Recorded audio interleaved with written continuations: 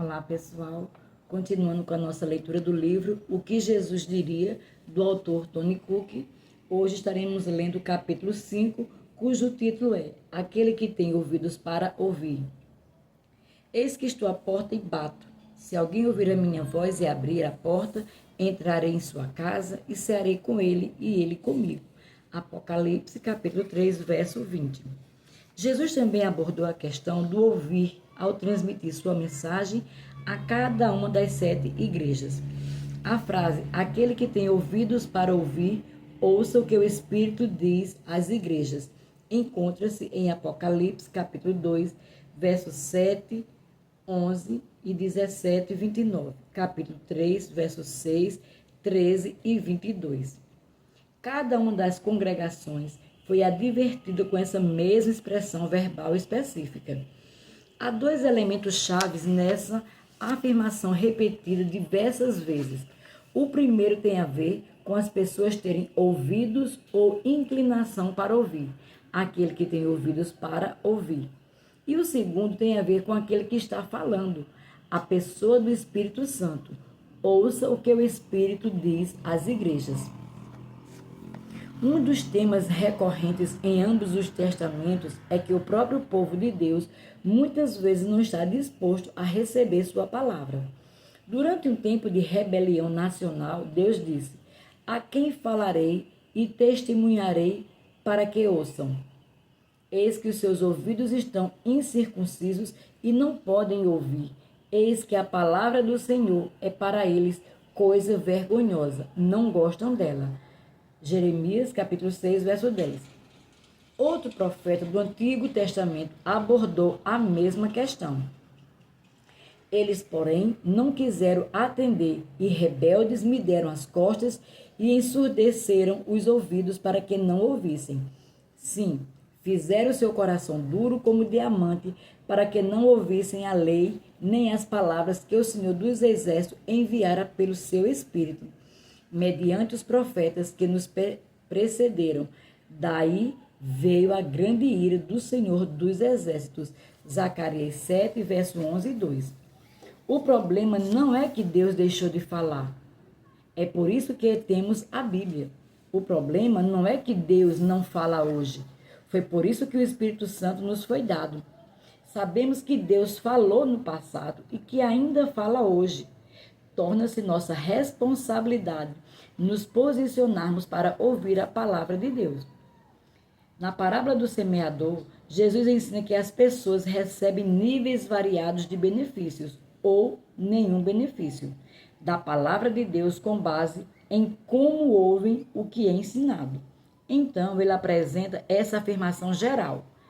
Então lhes disse: atentai no que ouvis, com a medida com que tiverdes medido, vos medirão também, e ainda se vos acrescentará, pois ao que tem se lhe dará, e ao que não tem, até o que tem lhe será tirado. Marcos 4, versos 24 e 25. Quando Jesus falou a cada uma das 7 igrejas sobre ter ouvidos para ouvir, estava simplesmente reforçando o que havia ensinado durante seu ministério terreno. Jesus estava comunicando que, se quisermos ser verdadeiramente influenciados, impactados e transformados, precisamos valorizar verdadeiramente a sua palavra e estar comprometidos em obedecer ao que ele diz. Uma visão sintetizada de Mateus capítulo 13, verso 23, Marcos 4, 20 e Lucas 8, 15 ajuda a pintar uma imagem completa de como os cristãos genuinamente frutíferos ouvem a palavra de Deus. Esses cristãos ouvem a palavra com o coração generoso e bom, entendem a palavra, aceitam a palavra, guardam a palavra, dão fruto com perseverança. Lucas 8,15 descreve esses cristãos como amantes da verdade, que ouvem profundamente dentro dos seus corações. Eles respondem apegando-se à palavra, valorizando-a enquanto suportam todas as coisas com fé. Tradução livre.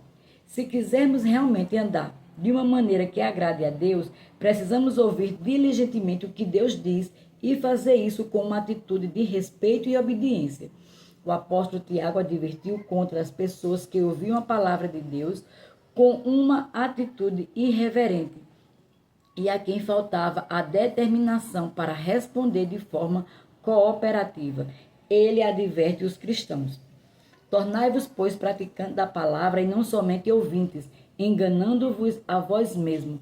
Porque se alguém é ouvinte da palavra e não praticante, assemelha-se ao homem que contempla num espelho o seu rosto natural, pois a si mesmo se contempla, e se retira, e para logo se esquece de como era a sua aparência.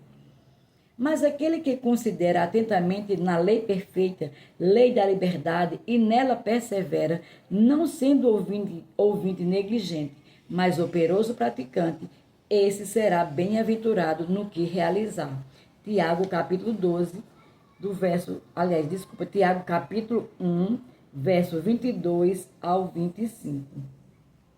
Para que o nosso ouvir, nossa audição seja eficaz, isso deve ser feito visando a aplicação prática da palavra em nossa vida. Talvez um dos principais problemas hoje não seja o fato de os cristãos não estarem inteiramente dispostos a ouvir a palavra de Deus, mas sim o fato de que alguns se tornaram ouvintes seletivos. Em outras palavras, caímos na armadilha de filtrar o que ouvimos a partir das nossas preferências pessoais. Fomos treinados pela sociedade a pensar que podemos ter todas as coisas adaptadas ao nosso gosto e talvez inconscientemente transferirmos esse tipo de mentalidade de filtragem para a Bíblia. Em outras palavras, se alguma coisa na palavra de Deus me abençoa, me edifica, me encoraja, eu a aceito prontamente. Por outro lado, se algo me desafia, me corrige ou me tira da minha zona de conforto, posso não estar inclinado a ouvir isso. É importante lembrar que algumas coisas que realmente necessitamos não serão fáceis para a nossa carne.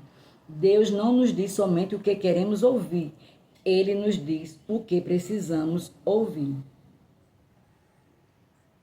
Um marco significativo ocorreu na minha vida nos meus 2 primeiros anos de faculdade.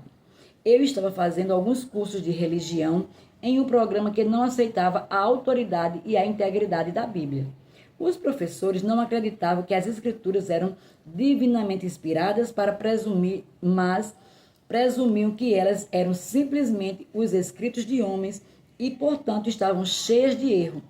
Eu ficava muito entristecido nessas aulas, porque aceitava e ainda aceito o Antigo e o Novo Testamento como a inspirada e inerrante palavra de Deus. Depois de um dia específico assistindo a essas aulas, voltei para o meu quarto na República, ajoelhei-me ao lado da minha cama e abri a minha Bíblia. Colocando-a atrás do meu pescoço, eu disse a Deus: talvez eu nunca seja considerado uma autoridade na Bíblia, mas faço uma aliança contigo neste dia, que a tua palavra será sempre a minha autoridade. Se houver alguma coisa em minha vida, nas minhas atitudes, nas minhas crenças ou no meu comportamento que seja contrário à tua palavra, revela-me isso pelo teu Espírito e com a tua ajuda submeterei essas áreas à tua palavra. Observei que daquele dia em diante comecei a ter cada vez mais percepção e entendimento da Bíblia, por ter disposto o meu coração para ouvir, visando a obediência. Creio que Deus compartilhou comigo mais percepções da verdade da sua palavra. Por valorizar a sua palavra, Ele a tornou cada vez mais real para mim. Ao falar a essas congregações na Ásia Menor, Jesus abordou especificamente o ouvir, o que o Espírito Santo estava dizendo às igrejas. Isso indica a importância de o Espírito guiar e fortalecer a igreja. Não se pode ler o livro de Atos sem entender a indispensabilidade do Espírito Santo na vida, tanto pessoal quanto coletiva dos cristãos. A W. Tozer comparou as igrejas que se tornaram impregnadas de formalismo e ritualismo com aquelas que nasceram do Espírito e foram cheias do Espírito no primeiro século. Ele afirmou: se o Espírito Santo fosse retirado da igreja hoje, 95% do que fazemos continuaria e ninguém perceberia a diferença. Se o Espírito Santo fosse retirado da igreja do Novo Testamento, 95% do que eles faziam cessaria e todos perceberiam a diferença. Não é necessário que seja assim, e não é isso que acontece em muitas congregações. Entretanto, é imperativo honrarmos as diretrizes do Senhor. É importante seguir os princípios gerais da palavra de Deus. O Espírito Santo inspirou esses princípios também. Falando de um modo geral, devemos seguir a palavra do Senhor, nos dedicando à grande comissão, fazendo discípulos, ensinando a palavra de Deus, sendo generosos, nos envolvendo na comunhão, etc. Entretanto, também há momentos em que o Espírito Santo quer dar direções muito específicas e elas também são importantes. Eis alguns exemplos do Espírito Santo falando no livro de Atos. Então disse o Espírito a Filipe: aproxima-te deste carro e acompanha-o. Atos 8:29. Enquanto meditava Pedro acerca da visão, disse-lhe o Espírito: estão aí 2 homens que te procuram. Levanta-te, pois desce e vai com eles, nada duvidando, porque eu os enviei. Atos, capítulo 10, do verso 19 ao 20. E servindo eles ao Senhor e jejuando, disse o Espírito Santo: separai-me agora Barnabé e Saulo para a obra a que tenho chamado. Enviados, pois, pelo Espírito Santo, desceram a Seleucia e dali navegaram para Chipre. Atos 13, verso 2 e 4. E percorrendo a região frígio-gálata, tendo sido impedidos pelo Espírito Santo de pregar a palavra na Ásia, defrontando Mísia, tentaram ir para Bitínia, mas o Espírito de Jesus não o permitiu. Atos 16, versos 6 e 7. Demorando-nos ali alguns dias, desceu da Judeia um profeta chamado Ágabo, e vindo ter conosco, tomando o cinto de Paulo, ligando com ele os próprios pés e mãos, declarou: isto diz o Espírito Santo. Assim os judeus em Jerusalém farão ao dono deste cinto e o entregarão nas mãos dos gentios. Atos 21, verso 10 e 11. Embora o Espírito Santo possa dizer palavras de consolo e encorajamento a cada cristão pessoalmente, a direção para a igreja virá geralmente através daqueles que ele nomeou como seus líderes. Isso é compatível com o padrão bíblico e também foi a maneira como Jesus agiu ao se comunicar com João, ordenando-lhe que transmitisse a mensagem aos mensageiros, os pastores, que por sua vez a transmitiriam às congregações. Jesus quer que toda a igreja seja uma igreja que ouve, que valoriza a palavra de Deus e que é sensível à direção do Espírito Santo. Quando temos ouvidos para ouvir, estamos honrando uma prioridade muito importante que Jesus estabeleceu para a nossa vida. Oração. Senhor, tua palavra tem infinito valor para mim. Estimo profundamente tudo o que dissestes na tua santa palavra escrita e tudo o que me dizes pelo Espírito Santo. Oro para que o meu coração seja sempre sensível à pessoa e à direção do Espírito Santo. Que eu nunca resista, entristeça ou apague o teu espírito em mim. Eu te agradeço por me encheres com a tua sabedoria e por me conduzires pelo caminho que estabelecestes para mim. Amém. E aqui concluímos o capítulo 5. Sejam abençoados na prática da palavra.